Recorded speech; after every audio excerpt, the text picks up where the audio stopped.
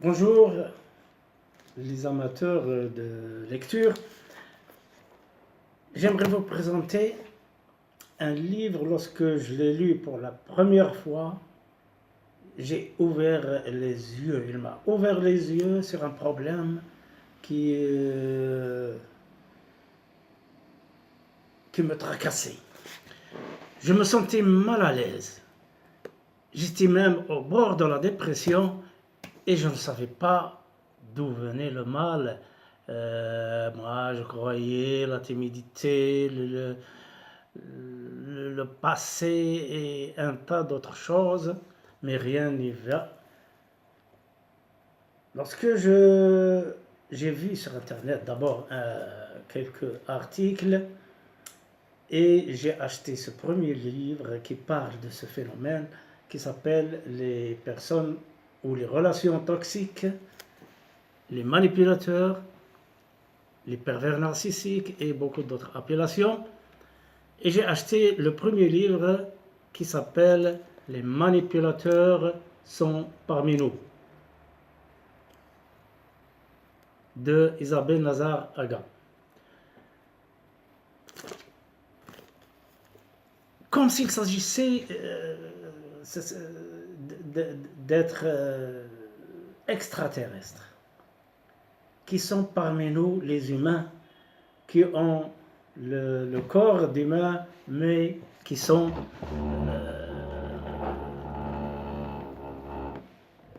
sans humanité, parce qu'ils manquent d'empathie, ils ne ressentent pas le malheur des autres. Au contraire, non seulement ils ne ressentent pas, mais ils se réjouissent de stresser les autres. Et ils connaissent qu'est-ce qui vous stresse et ils choisissent leurs victimes. C'est vraiment des victimes parmi celles qui sont les plus proches. Par exemple, un conjoint, un mari, une femme, des enfants, même leurs enfants. Et ce stress-là, cette manipulation mentale se fait de façon invisible. C'est-à-dire, vous ne savez pas que l'on vous stresse, qui vous stresse, et c'est votre conjoint.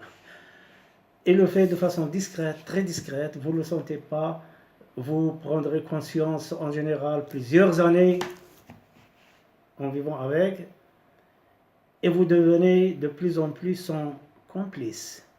Il y a même qui a appelé ce phénomène le pervers narcissique et son complice, c'est-à-dire vous êtes envoûté, vous êtes sous l'emprise, il vous dicte ce que vous voulez et il commence à manipuler de plus en plus ouvertement et vous ne réagissez pas.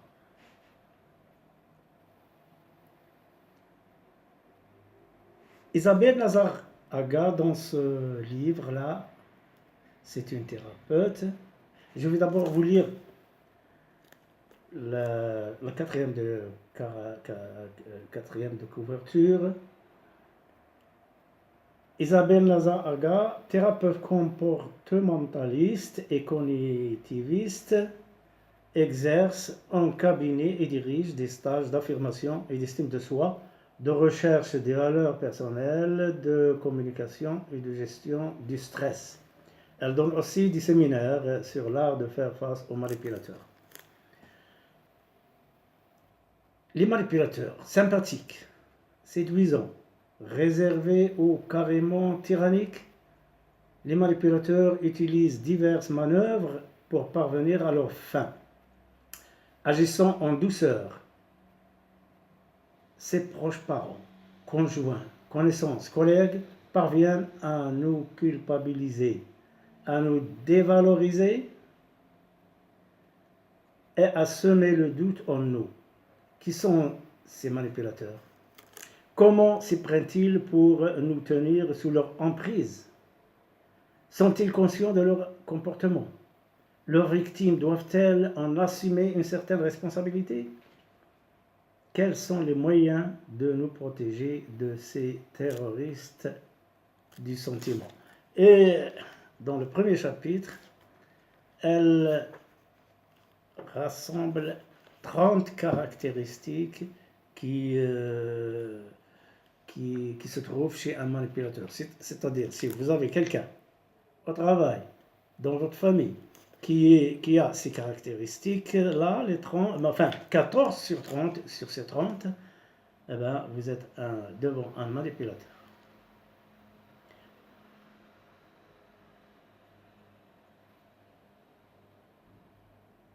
Nous pouvons déterminer, dit-elle dans la page 37, 30 caractéristiques dont 4 sont des conséquences des 26 autres. Un individu que l'on qualifie de manipulateur agit selon au moins 14 des caractéristiques parmi la liste suivante. Il culpabilise les autres au nom du bien familial, du lien familial, de l'amitié, de l'amour, de la conscience professionnelle, etc. Deuxième caractéristique, il reporte sa responsabilité sur les autres ou se démet de ses propres responsabilités. Il ne communique pas clairement ses demandes, ses besoins, ses sentiments et ses opinions. Et là, il parvient à vous culpabiliser de choses que vous n'avez pas faites ou que vous n'avez pas devinées chez lui, etc. Il répond très souvent de façon floue. Il change ses opinions. Il invoque des raisons logiques pour déguiser ses demandes. Il fait croire aux autres qu'ils doivent être parfaits, surtout aux enfants. Il met en doute les qualités, la compétence, la personnalité des autres. Il critique sans en avoir l'air, dévalorise et juge. Très important, ces critiques sont très subtiles, dont vous ne sentez pas l'effet immédiatement, mais à la longue, d'ailleurs là, il faut bien faire attention parce que ces caractéristiques, on peut les trouver même chez une personne normale. Il culpabilise les autres de temps en temps, il communique de façon floue. Il y a des manipulateurs partout, on peut manipuler ses enfants de temps en temps pour les obliger à faire telle ou telle chose. Mais le vrai manipulateur dont il s'agit ici, c'est un manipulateur pour tout le temps. Il est toujours comme ça et ses caractéristiques sont fixes chez lui. Et il les fait avec les personnes qui sont ses victimes, qu'il choisit parmi celles qui ne peuvent pas s'en détacher, c'est-à-dire un subalterne au travail, un enfant, un conjoint, un membre de la famille, pour qu'il l'exerce petit à petit. On dit qu'il tue à petit feu. Et ces petits stress, ces énervements qui continuent longtemps ont des effets irréversibles.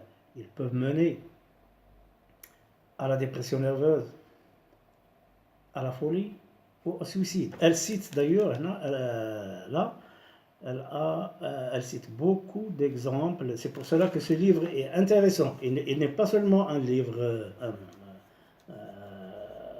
scientifique, disons, ou de recherche. On peut le classer aussi parmi la littérature, puisqu'il cite des exemples de gens qui ont évolué et vécu avec des manipulateurs et ils racontent leur détresse.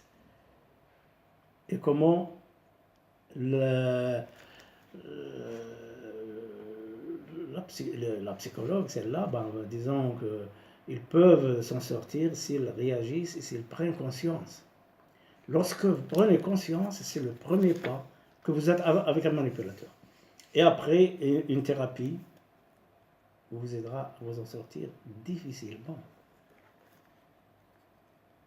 Alors, quels sont les dégâts le chapitre 3 parle des dégâts psychologiques et somatiques aussi. Parce que moi aussi, je me sentais mal à l'aise, mais aussi j'avais des des maux psychosomatiques tels que une tendinite, des douleurs, des maux de tête. Et lorsque je quitte la maison, lorsque je suis en voyage, en mission de travail, etc., ces maux disparaissent. Et elles reviennent quand je reviens.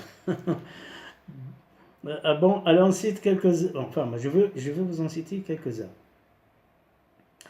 Les manipulateurs sont indéniablement des rongeurs d'énergie. 90% des gens en sont victimes. Les 10% restants montrent une forme d'indifférence affective à l'égard des manipulateurs et ne sont gênés que par la difficulté de communication. Voici un témoignage. Il me ronge, dit une patiente, il me pompe toute mon énergie. Elle me rend malade avec ses histoires. Je suis parti une semaine en vacances, j'étais bien. Je me suis senti mal dès la veille de mon retour au bureau. Pourtant, j'adore mon travail. Dès que je l'ai au téléphone et que je raccroche, je me sens mal ou déprimé. Chaque fois, c'est la même chose. Alors voilà ce que ressentent donc les victimes de manipulateurs. Un contact prolongé avec un manipulateur engendre des sentiments de culpabilité, d'agressivité, d'anxiété, de peur ou de tristesse. Ces sentiments s'installent et deviennent de plus en plus pesants au cours des mois et des années. Nous mettons alors de plus en plus en échec nos stratégies de réussite et d'épanouissement. Nous nous sentons moins libres mentalement. Les conséquences organiques de ces émotions négatives apparaissent de manière plus fréquente. Céphalée, maux de tête, migraine, troubles digestifs, boules à l'estomac ou à la gorge, tension musculaire, manque d'appétit, boulimie, etc. À long terme, la maladie peut s'installer. La maladie la plus fréquente due à la présence régulière d'un manipulateur est la dépression nerveuse. Voici le cas d'une femme qui relate le suicide de ses 3 frères et sœurs dont la mère était manipulatrice. Elle avait les 30 caractéristiques. Les 30, c'est le maximum. Hein?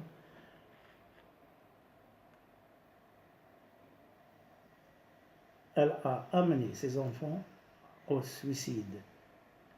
Leur sœur qui raconte ça a échappé grâce à une thérapie psychique. Et donc, j'en passe, je ne vous citerai pas tout. C'est très très intéressant comme livre et comme agréable à lire. Et dès que j'ai appris ça, je me suis soulagé et j'ai pris conscience de la manipulation de ma conjointe et je commençais à lire ces livres. Je deviens passionné. Je suis un spécialiste, on pourrait dire. J'ai lu Les pervers narcissiques de Jean-Charles Bouchot. Bon, les secrets de la communication, enfants de manipulateurs, comment les protéger de Christelle Petit-Colin, échapper aux manipulateurs de Christelle Petit-Colin, divorcer d'un manipulateur de Christelle Petit-Colin, et d'autres dans ma liseuse électronique, d'autres livres électroniques. Je deviens passionné en plus des forums sur Internet. J'ai même consulté en ligne certains psychologues spécialisés. Je vous recommande, c'est très bien à connaître. Bonne lecture et à bientôt.